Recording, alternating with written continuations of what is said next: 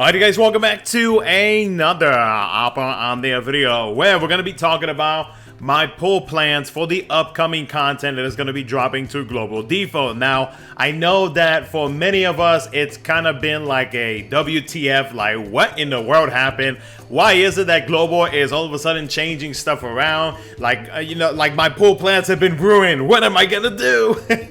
So on and so forth, right? And to some, it may not affect some, to some, it probably will. From what I have seen, it looks like it's just been like mixed opinions on the changes that Global has decided to do for future event releases. So, yeah, when it comes to the, when it comes to having JP Foresight, it may halfway work, but again, it just depends on how Global is going to schedule things. So we'll see how that turns out here in the next few months.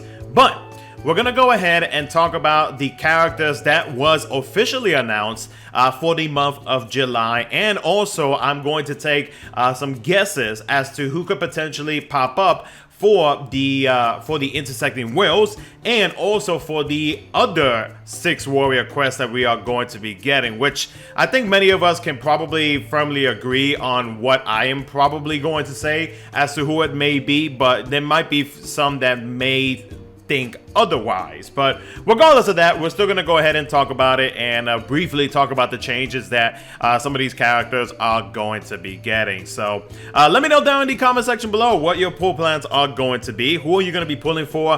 What are you going to be holding off on? What are you skipping? Feel free to let me know. And as always, if you guys do enjoy the video, don't forget to hit that like button, subscribe for future content. Let's go ahead and briefly start off with Yuffie and Yuri. Now, I've already talked about these 2 characters in my Should You Pull video that I uploaded this past Sunday, excuse me. And basically, like with Yuffie, she has a lot of utility for her being a debuffer. She does get a bigger damage upgrade, especially if you do get her BT effect, you do get her change HP command, so she is going to be dishing out some very good numbers. But of course, with all those numbers, you definitely need some good support. So Quina, Ursula, or any support character that provides some very high brave gains are going to be Yuffie's best friend, because she has very little brave hits in some of her skills, so that help will benefit her greatly. So because of that, because Yuffie is also from my favorite Final Fantasy, I will be pulling for her BT and her FR once again, just because when it comes to priority and when it comes to favorites, your boy, and probably many of us for their favorite Final Fantasies, are gonna have to pull for their favorite Final Fantasy characters. Now for Yuri, like I mentioned in my Should You Pull video, he gets a big damage upgrade. He does get FR Echo, which is going to help him out a lot, even including off-turn damage as well, especially because like with his traps and everything like that, that'll help out in Yuri's damage output whenever that stackable debuff either gets like dispelled or cleansed or whatever it is, right? Like it will trigger the trap damage depending on the amount of stacks on that debuff. So and also to add to all of that, his BT effect got extended to 8 turns. Previously it was 6. And they also extended, they also gave him a self HP damage cap alongside with the party wide that he is going to be providing as well. So yeah, Yuri gets a very big damage upgrade. He can easily be your DPS for your team. And the other thing with his BT effect is that it makes it so the enemies are going to be constantly missing,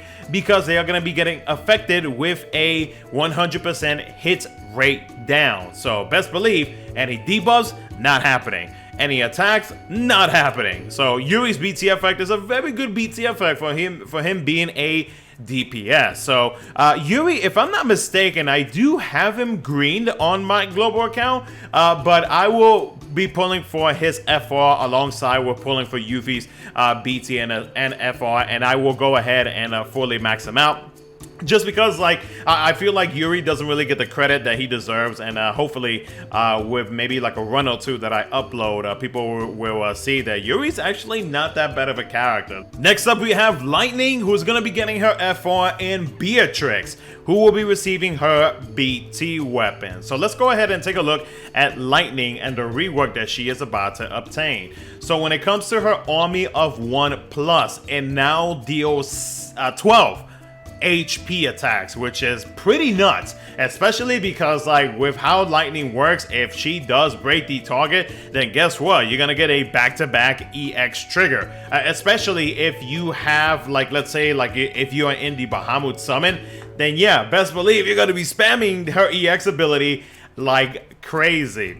The regular version also deals 12 HP attacks as well. Her LD ability now deals 20% splash damage to non-targets after each HP attack. So in total, she will be dealing the splash damage 5 times. So that's nice. Like I do wish that the splash damage was a little bit higher, but I'll take what I can get. Her BT also got reworked as well. So she now has a self 50% HP damage cap. Now, whenever she is inflicting a break, and this is going to help her out a lot, especially if you are wanting to take advantage of spamming her EX ability, which is, of course, going to be her strongest ability. After acting, if you do inflict a break, you have a 100% chance to fill her EX to max. So her EX will basically be ready to be used over and over and over as many times as you want. Also, the party is going to be getting a 50% HP damage up whenever you are inflicting or attacking a target afflicted with break, and also they will be receiving a 30% HP damage cap up.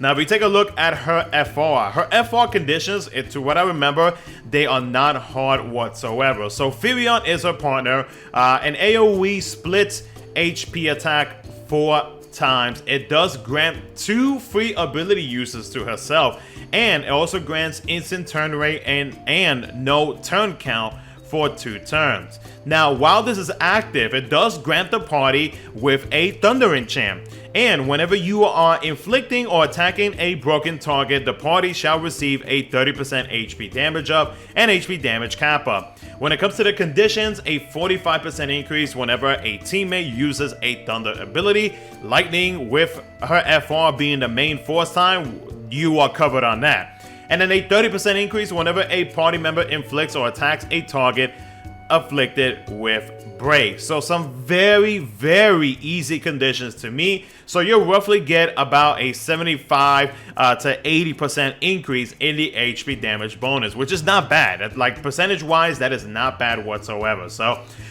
for me myself, my plans for Lightning, I am going to pull for her FR again. The reason why is because so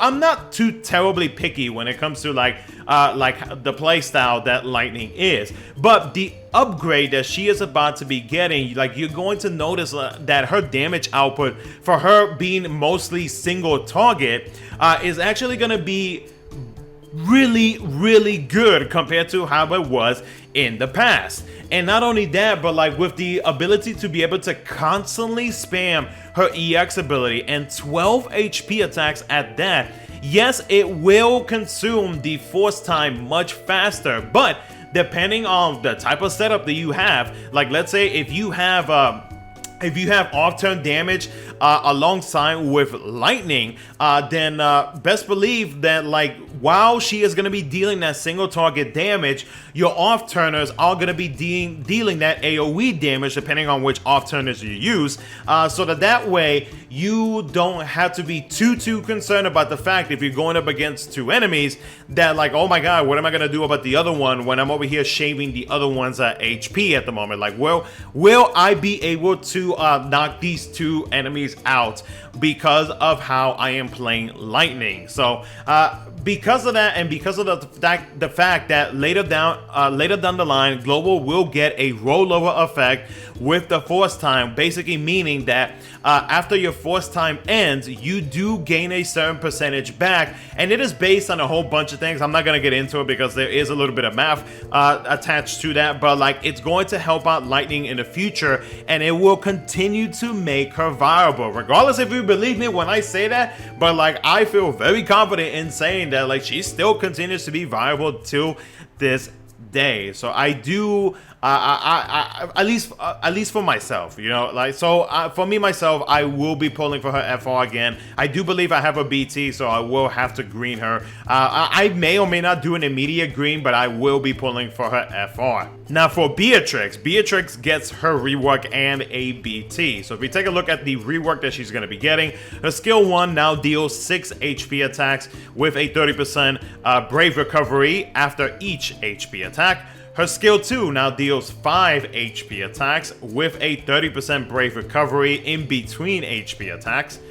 When it comes to her EX ability, it now deals 4 HP attacks in total, and her Sworn General buff gains a 20% HP damage up. When you take a look at her LD ability, it deals an AoE splits HP attack 5 times, and then her counter attack now deals 3 HP attacks in total instead of the previous 2, with 50% splash damage. So not bad when it comes to the rework. If you take a look at her FR in terms of the FR Echo, let's go ahead and pop this up real quick. So now her FR attack deals 4 HP attacks in total, and then when you take a look at the changes that she's going to be getting, her last condition, which is when a party member's turn passes with greater than or equal to 12 party buffs, it gained a 10% increase, so now it is a 40% increase. So not too bad whatsoever. So then if we take a look at her BT, so her BT effect lasts for 8 turns, and this is my favorite thing about Beatrix, because if you remember, for anybody who does not know, basically after you use Beatrix EX ability, you get a change HP command, which is called Holy Knight Safeguard. It grants you a buff for 2 turns, but it does have instant turn rate, so really it's just 1 turn, which basically makes it so that nobody is going to be taking any HP damage whatsoever, because it provides a party HP damage resist up by 100%. But here's the kicker though. So with her BT effect, the holder's buff turns does not decrease. That also includes that Holy Safeguard buff. So best believe, if you know that you're going to be encountering a fight where they are very HP happy and you have Beatrix's buff and her BT effect active, you're not going to be taking any damage whatsoever. It is a very good BT effect, especially because it plays very, very well with how Beatrix performs. The party also gains a Thunder Enchant, a 50% Brave damage cap up, 20% Brave gains up, 20% HP damage up, and a 30% HP damage cap up. Beatrix becomes so much better, and I feel like her BT is definitely necessary if you are in need of a tank, and especially if you are wanting a tank that is able to basically make you immune to incoming HP attacks while her BT effect and that Holy Safeguard buff is active. So for me myself, I am going to be I might actually token her BT, just because like I really like how her BT works with her kit. And at the same time though, she has counter attacks. She is able to provide some Brave Battery. She's able to provide defensive buffs. Thunder Enchant now with her BT effect, counter attacks. I think I said that already. So like she has a lot to her kit, and I really like that because it just makes me feel a little bit more comfortable in just doing whatever I want. And as long as her BT effect and buff is active, then I don't have to worry about taking any damage whatsoever. So for me myself, I will be pulling for her BT weapon again. Next up we have Ace and Braska. Ace is going to be getting his FR, Braska is going to be getting his BT. So let's take a look at Ace, because when this dropped on JP and when everybody, including myself, realized that his trap damage did not get reworked, everybody was like,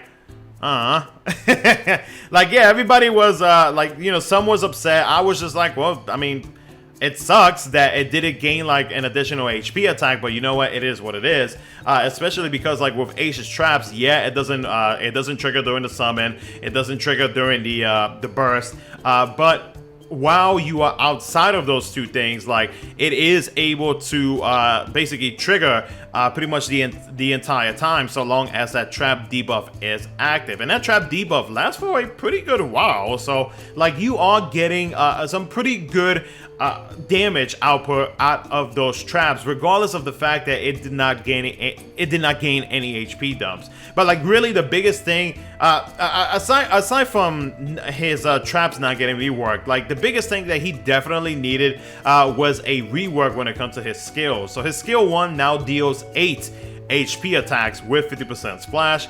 His skill 2 now deals 5 HP attacks with 50% splash after each HP attack. When it comes to his EX ability, it now deals 6 HP attacks with 50% splash after each HP attack. His LD ability did not get changed, and I do not know why that is here, so we're just gonna leave it at that. I do not know why that is there.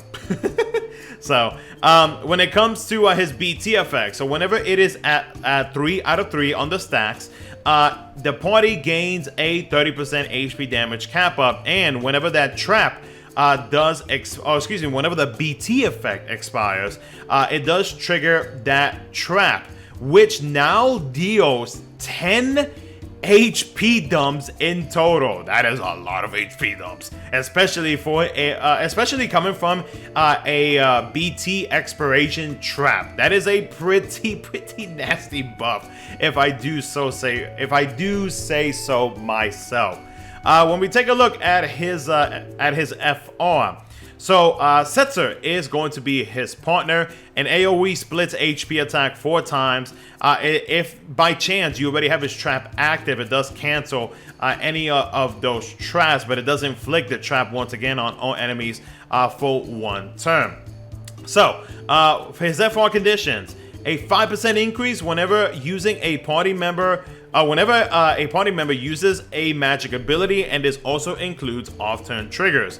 A 40% increase after party turn while party has any leveled buff once per turn. So you may be wondering as to like why the percentages may or may not be low. Is because like with how Ace plays and the fact that you're pretty much guaranteed to activate those traps whenever you are not in the summon or in burst phase, then you are going to be constantly getting that 5% every single time that those traps do activate. And of course on the on turn is going to be that 40% increase as well. So like it may seem small, but again, like with the amount of times that Ace's traps does trigger, it does build up pretty fast, in my opinion. So Ace overall, even though people were not too, even though people were upset about the whole like trap not getting reworked, etc., like if we push that to the side, like Ace's rework to his skills, again, he needed that really badly, and he definitely got it. And I'm glad that he finally was able to get it. So his damage output gets increased by a very good amount. You're gonna continue using the traps the same way that you would have used them in the past, so that's not gonna change right there. The FR, you know, it may not seem good to some. It's not really going to be an issue. At least for myself, it's not really too much of an issue. So Ace, I will pull for his FR again because I do have him currently greened on global, so I definitely want to pick up his FR, especially for Ifrit Spiritus, when his traps are going to be very important for certain HP gates. So I will be pulling for his FR when it does drop. Now for Braska, his rework for himself is going to be an AoE full HP attack 4 times on his skill 2 with a higher stolen max brave overflow. His EX ability, his Jack Shot, deals an AoE full HP attack 5 times.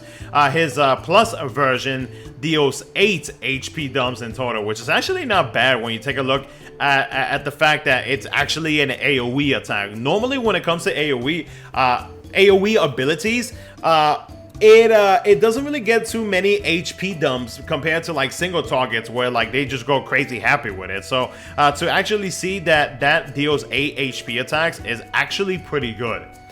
His LD ability now deals 6 HP attacks in total. Now his FR, if you take a look at the FR Echo that he is going to be getting, so let's see right here. So his first condition, whenever a party member's HP is greater than or equal to 100% of max at the end of turn, previously it was at 15%, now it is at 40%. That's a big change.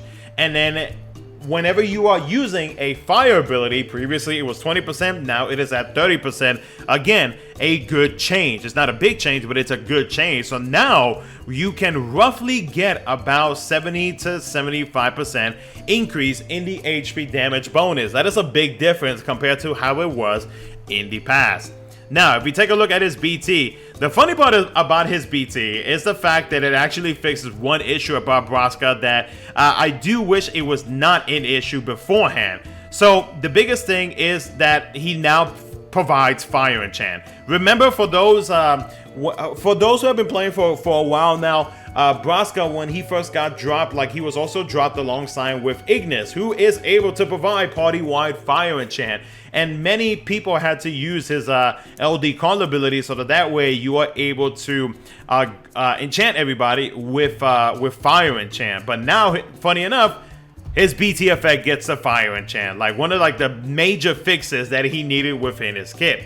The party also gains a 50% Brave gains up, 20% Brave damage cap up, 20% HP damage up, 30% HP damage cap up, and he also gets a new follow-up attack, which the follow-up triggers at the start of the next turn after enemy reaction. So at the start of the next turn, and this is only for him, by the way, like this follow-up only triggers for himself. I guess like technically, is it a follow-up or is it preemptive? It sounds more preemptive, if anything. Basically, this follow-up, or preemptive, excuse me, it does increase your party's Brave by 30% of own max Brave, and it deals an AoE full HP attack 3 times that does inflict the fire resist down on all targets. So, Braska, honestly, I'll be honest with you guys, I was not really impressed with the changes that he got. Because of the fact that if you're wanting to gain Fire Enchant for Braska, you have to pull for his BT effect, and I am not too crazy about that. Also the fact that like with I don't know, it's just, there's something about Braska, man, it just makes me not want to pull for his BT. I don't know what it is, I can't really explain it to you guys, but it's just, there's something about him that makes me not want to pull for his BT. Because I'll be honest, when I pull for his BT in JP, I honestly do not remember the last time that I pulled for his BT. I'm not going to say that he's like fully a bad character. No, I'm not going to say that I'm not going to say that he is a bad character. Like, he has his uses because he is able to heal. He has good AoE damage within his kit now. He is an FR charger, and his FR I mean, if you want to, it can be used as a main force time. But like, I don't know, man. It's just something about Braska, man. I think it's the hat. It must be the hat. But no, in all seriousness though, I don't really see myself using Braska like I didn't use him in my JP account.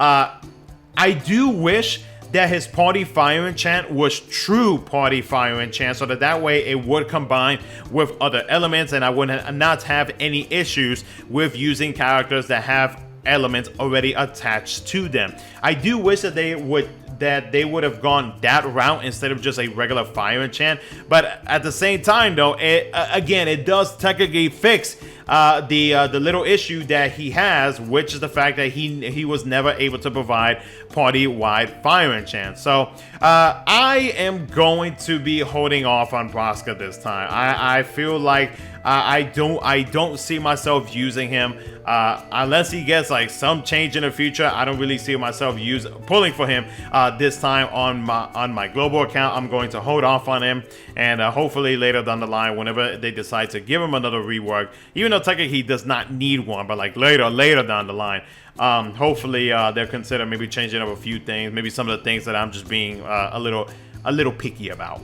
Now the next, I guess, like mysterious banner, or I guess like mysterious event is going to be the question mark intersecting wills. Now many of us speculate that it could either be Sephiroth's IW or Anna Crow's IW. I feel pretty confident that it is more than likely going to be Sephiroth's IW, and with that means that Sephiroth is going to get his his FR weapon, and then Aranea is going to be getting her brand new BT weapon. If that does happen, that is going to be pretty high, because we are going to get two very strong DPS characters before Astos drops, and it may or may not be a difficult decision for some, because like these two characters are pretty damn good.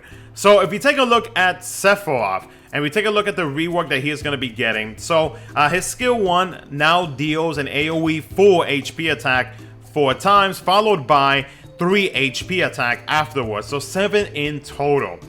His skill 2, 10 HP dumps. It is single target, yes, but 10 HP dumps is a lot of HP dumps for a single target. His EX ability now increases Brave by 500% of on attack, allows for 180% gain max Brave overflow, and deals a group magic full HP attack 9 times. An AoE attack 9 times. That is pretty nuts. He does recover 20% Brave in between HP attacks, and he does increase Brave by 500% of on attack after each HP attack, except for the last. So yeah, best believe that EX is going to be dishing out some damage. His LD ability now deals an AoE split HP attack 8 times with 50% Brave recovery in between HP attacks. And then finally, his BT effect gains more Brave potency. It gets extended to 8 turns. Previously it was 4. A 70% self HP damage cap. That is stupid. And I do believe that is the highest we have seen so far in the game. And the party gains a 30% HP damage cap up. So yeah, that's a lot. Like, for Sephiroth to be dealing so much freaking damage, and on top of that, you get a fat 70% HP damage cap up. It's so stupid. I don't know what they would think was Sephiroth, but I'm not complaining. When it comes to his FR, so Garland is his FR partner. It reduces the enemy's Brave by 100% of individuals' current Brave. It deals an AoE split HP attack 4 times. It does inflict his cellular erosion debuff to all enemies for 8 turns. So the conditions. While this, before the conditions, while his FR is active, the party does gain a 50% HP damage up, no HP damage cap up. So, the first condition, whenever a party attacks a debuffed enemy, 40% increase. And a 40% increase whenever the party has any leveled buff or special effect. So you roughly get between 80 to 85% in the HP damage bonus, which is really good. Like, those are good percentages, like really good percentages. So Sephiroth, I do not have him green on my global account, but after he gets his FR, once his FR does drop, I will be greening him, and I am going to do as much. I'm going to run him in so many runs that I possibly can, just because, like, he's a freaking monster, man. And honestly, I don't have any reason as to why I don't use him. Like, I really don't. It's not that, like, he's bad or anything like that. It's just, I honestly just don't have a reason as to why I do not use him, because, like, as you can see, like, he deals very, very, very good damage. So from here on out, hopefully, if I remember this recording, I will be pulling for his FR. I will be greening him, and best believe I am going to use him as much as I can. Now, if we take a look at the other character, Aranea, who is going to be getting, who is going to be released alongside with Sephiroth, if of course they don't change anything. So if you take a look at the rework, so his skill one, excuse me, her skill one. My apologies, I'm thinking about Sephiroth still. So her skill 1, the plus version, deals 8 HP dumps. Her skill 2 deals 6 HP dumps with 80% splash damage 2 times. Her EX ability, the regular version, does 6 AoE full HP dumps. And if you are, or it does grant a set buff where if you are inflicting a break, you do grant yourself 4 turns of the overclock buff, and of course you do get a free ability afterwards. The plus version does full HP attacks, full AoE HP attacks 6 times. I'm sorry, it's been a very long day. Her LD ability. So her LD ability does grant overclock for 4 turns. It now deals an AoE split HP attack 6 times. And the same goes for the plus version. If we take a look at her FR, the updated conditions for it now, let's see here. So it now deals 4 HP attacks in total, and I do believe that's actually about it. I don't believe that anything was changed in terms of like percentages and whatnot, aside from just having FR Echo, and that's pretty much about it.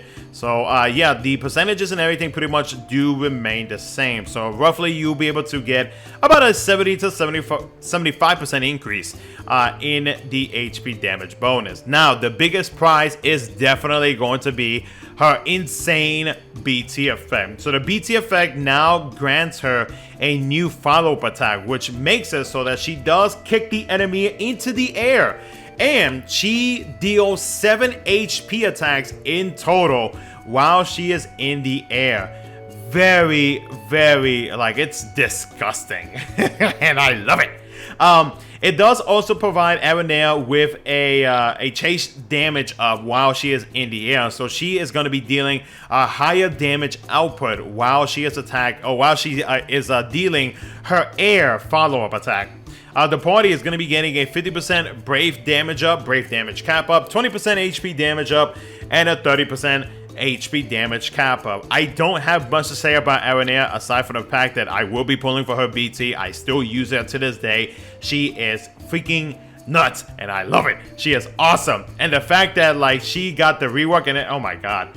Whoo! I could go on about Aranea, man. Like, she is freaking nuts. I know she's not like Astos level or anything like that, but like just the fact that she does some stupid damage it's like, man, you just gotta appreciate it. Like, you really, really do. But I will be tokening her BT if I do have enough tokens. Or if not, I'll pull for her BT 100%. Next up, we have the next 6 warrior quest, area 7. So we are getting 2 in 1 month. So with this, the banner that was originally attached to this specific 6 warrior quest was the Quistis and Sid Reigns banners. Now, I'm not going to go over Sid Reigns just because I already have him, but we will go ahead and talk about Quistis because Quistis' BT effect is pretty nasty. So, if we take a look at her rework, first off, her skill 1 deals 6 HP attacks, allows for 150% stolen max brave overflow, and it does deal 50% splash damage 2 times. Her skill 2, 8 HP dumps in total. Very, very nice. And it also delays. Remember that her skill 2 does delay the target by 3 turns. So yeah, very nice. Her EX ability now deals 7 HP attacks in total with 50% splash damage 4 times, and it does delay the target by 2 turns before the last HP attack. Her LD ability now deals an AoE full HP attack 5 times. If you take a look at her FR, which is one of the 2 new weapons that she's going to be getting, 7 is going to be her partner. She does increase party brave by 100% of own max brave, deals an AoE split HP attack 4 times that does delay all targets by 3 turns before the last HP attack. So if we take a look at her force conditions, a 20% increase whenever a party member grants brave to an ally, a 20% increase whenever a party member delayed its target. This does include from break once per turn, and a 35% increase whenever a party delayed its target excluding from break. So not bad whatsoever. And guess what?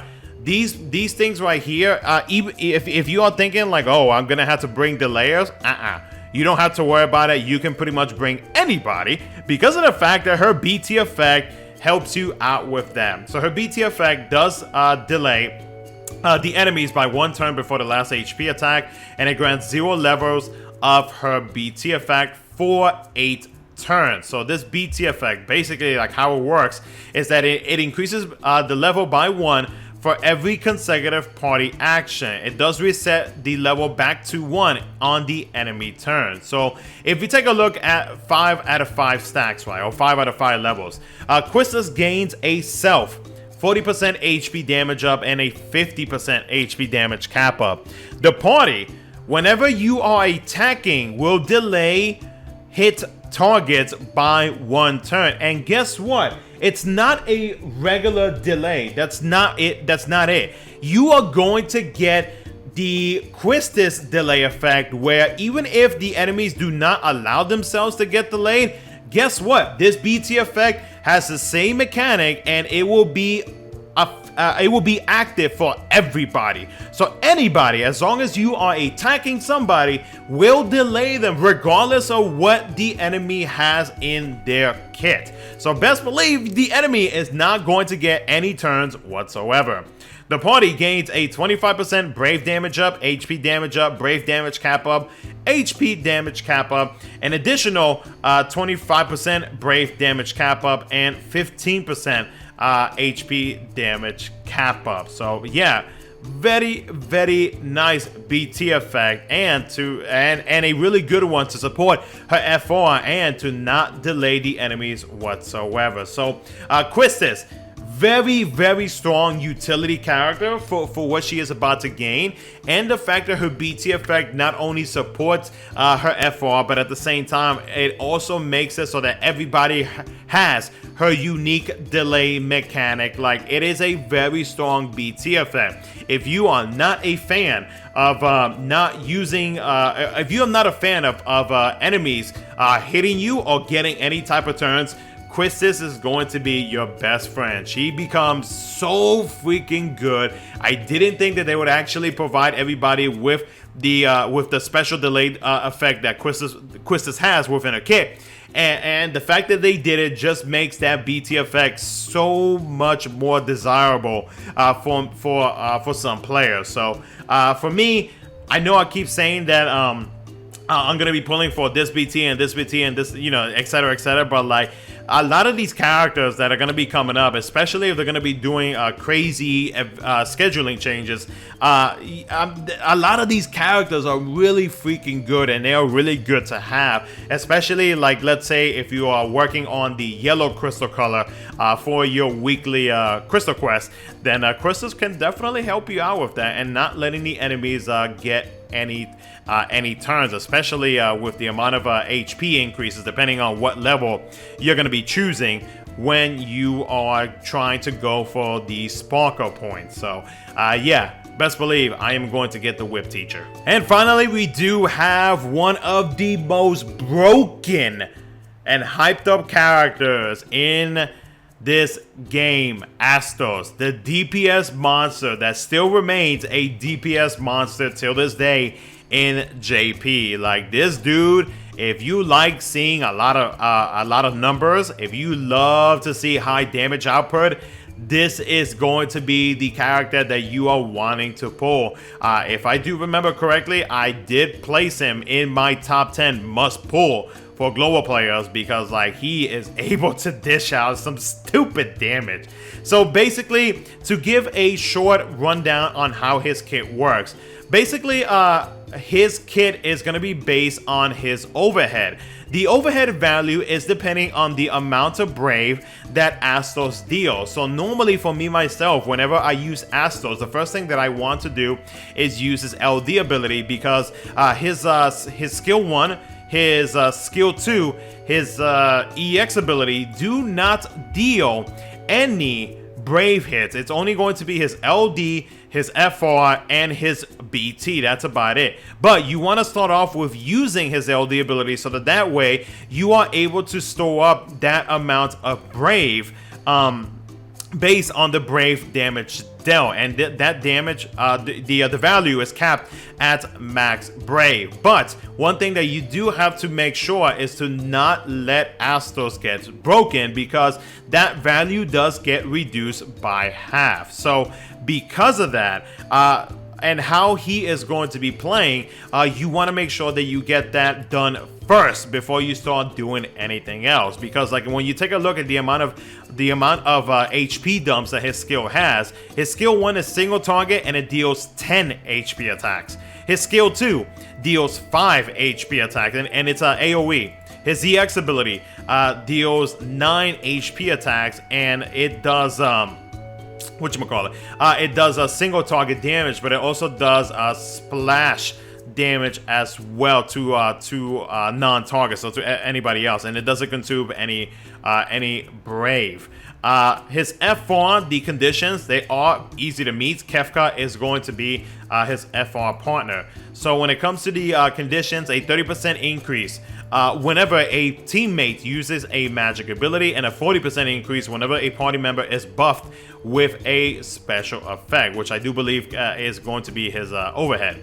His BT effect lasts for 6 turns, so you do have to work around with Astos if you're planning to go into the BT phase with him. So basically, it now makes it so that the stored value in his overhead goes beyond his max Brave. So guess what? His damage output is going to be even higher. The party is going to be gaining a 50% max Brave up, so that's going to help out with his overhead. A 20% Brave damage cap up, a 50% HP damage up, and a 30% HP damage cap up. So if it were me again, or if my recommendations for if you go into the BT phase with Astos having 6 turns on his BT effect, if it were me, I would use 1 Force Echo on him, activate his BT effect, and then on his following turn, you'll either have 706, depending on how you set up and whatnot. You'll have either 706 turns on the Force time for Astos to literally clap the enemies while you are going into the BT phase. So Astos, again, he continues to be a DPS monster, and he is going to be a must pull for a lot of players. Some players will probably skip him because of the fact that he is like insanely busted to the point where it's just like, I don't really want to use an extremely busted character, which is perfectly fine. That is definitely understandable. Like I mentioned in my latest gameplay using Astos that like I try not to use Astos, even though I will be pulling for him again on Glow Up. I try not to use Astos because I do not want to make the game boring just because I'm literally clapping so easily with Astos because of like how insane his damage output is. So I try to limit the amount of times that I use him, and only use him when I feel like it is the right time to do so. So yeah, Astos, I will definitely be pulling for his kit once again. Other than that though, guys, that's pretty much it. We have covered everything that was announced during the community live stream, and then of course with the IW, we don't know exactly for sure if it's going to be the Sephiroth and the Aranea banners, or if it's going to be the Crow banners, and I forget who the other one was.